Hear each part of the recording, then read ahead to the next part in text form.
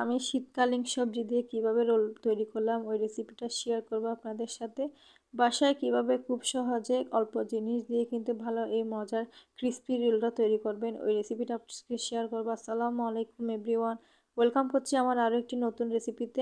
আজকে আমার রেসিপি শীতকালীন সবজি দিয়ে রোল। তো যাই হোক, এখানে আমি আমার পরিমাণ মতো ময়দা নিয়ে নিলাম। এখানে 600 গ্রামের মতো ময়দা ছিল। তারপর এখানে আমি কিছুটা লবণ দিয়ে এই পর্যায়ে সয়াবিন তেলটা দিয়ে দিলাম। তারপর এখানে একটা ডিম দিব। ডিমটা অবশ্যই দেওয়ার চেষ্টা করবেন। ডিম দেওয়ার কারণে কিন্তু রোলটা খেতে অনেক বেশি মজা হয়। যেহেতু এটা আমি রুটির ডোটা করে নিচ্ছি আর কি। এই পর্যায়ে কিছুটা চিনি দিয়ে এখন আমি সব কিছু হালকা একটু মিক্স করে নিয়ে এই পর্যায়ে হালকা একটু গরম পানি দিয়ে আমি একটা পারফেক্ট ডো তৈরি করে নিব। অবশ্যই ফুটন্ত গরম পানি লাগবে, আর পানিটা একেবারে দিতে যাবেন না, হালকা হালকা পানি দিয়ে কিন্তু একটু ডোটা তৈরি করতে হবে।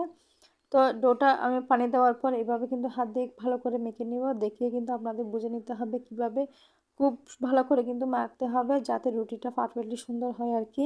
এই পর্যায়ে আমি ভেতরে দেওয়ার জন্য পুরটা তৈরি করে নেব। এখানে আমি সয়াবিন তেল দেওয়ার পর এখানে পাঁচফোড়ন দিয়ে দিলাম। তারপর এখানে কিছুটা মুরগির মাংস নিয়ে নিলাম। তারপর এখানে আমি পেঁয়াজ কুচি দিয়ে দিলাম। পেঁয়াজটা অবশ্যই কিন্তু একটু হালকা কাঁচা কাঁচা রাখবেন আর কি। এখানে আমি ঝালের জন্য কিন্তু কাঁচামরিচও দিয়ে দিলাম।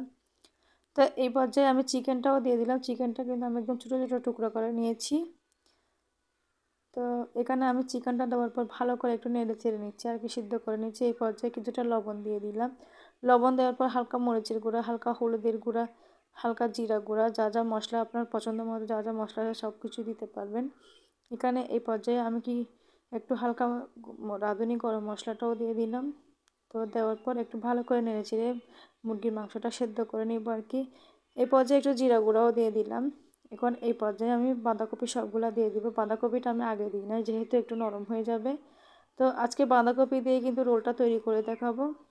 আপনারা এখানে চাইলে ফুলকপি অনেক রকমের সবজিও ব্যবহার করতে পারবেন। আজকে আমি চিকেন আর বাঁধাকপি দিয়ে কিন্তু রোলটা তৈরি করব, তাই এখানে আমি ভালো করে একটু সে পুরটা তৈরি করে নিয়েছি আর কি। যাই হোক, এখানে আমি পুরটা তৈরি করার পর এখন এই পর্যায়ে একটা ছোটো একটা রুটি করে নিব। কে অনেক রকমভাবে কিন্তু রোলটা তৈরি করে থাকে। কেউ ডো তৈরি করে কিন্তু তাওয়ার মধ্যে দিয়ে পাটিসাপটা যেভাবে করে ওইভাবে, কিন্তু আমি যেভাবে আজকে রোলটা তৈরি করলাম ওইভাবে কিন্তু করে খেলে অনেক বেশি মজা হয়। এখন আমি একটা রুটি নিয়ে দুই পাশ থেকে বোটে মাঝখানে চিকেনের পুরটা দিয়ে এভাবে করে আমি বোটে তারপর একটা আটা আর পানি দিয়ে কিন্তু একটা মিক্স করে নিলাম ওই পর্যায়ে। তো এভাবে করে আমি সব রোলগুলো কিন্তু বানিয়ে নিলাম। অবশ্যই সবাই কিন্তু এগুলো পারে। যাই হোক, এখন এই পর্যায়ে তেল গরম করে কিন্তু আমি রোলগুলোকে ভেজে নিচ্ছি। দেখেই বুঝতেছেন কীভাবে ক্রিস্পি হয়েছে। তো আপনারা নরম যদি করতে চান ওইভাবে ওই তাওয়ার মধ্যে দিয়ে ওইভাবে কিন্তু নরম হয়, আর এটা কিন্তু অনেক বেশি ক্রিস্পিও হয়, খেতে কিন্তু অনেক বেশি মজা হয়। তো কেমন হয়েছে ভিডিওটা অবশ্যই জানাবেন। ভিডিওটি যদি ভালো লেগে থাকে অবশ্যই লাইক কমেন্ট শেয়ার করে আমার সাথে থাকবেন। আর কে কোথায় থেকে দেখতেছেন ভিডিওটা অবশ্যই কমেন্ট করে জানাবেন। আর হ্যাঁ, আজকে কিন্তু আমি রোলটা কিন্তু ফ্রোজেন করে রাখবো, তাই ফ্রোজেন করার পদ্ধতি আপনাদের সাথে একটু শেয়ার করলাম আর কি। এভাবে করে ফ্রোজেন করে রাখলে মাসখানেক কিন্তু ভালো থাকে। এই যে আমি দেখে বুঝতেছেন একবার, কিন্তু অবশ্যই কিন্তু প্লাস্টিকটা দিতে হবে। প্লাস্টিক না দিলে কিন্তু একটার সাথে একটা লেগে যাওয়ার সম্ভাবনা আছে। তো যাই হোক, আজকের রেসিপিটা এই পর্যন্তই। দেখা হবে অন্য কোনো রেসিপি কিংবা ব্লগে। এখানে বিদায় নিচ্ছি। আসসালামু আলাইকুম, আল্লাহ হাফেজ।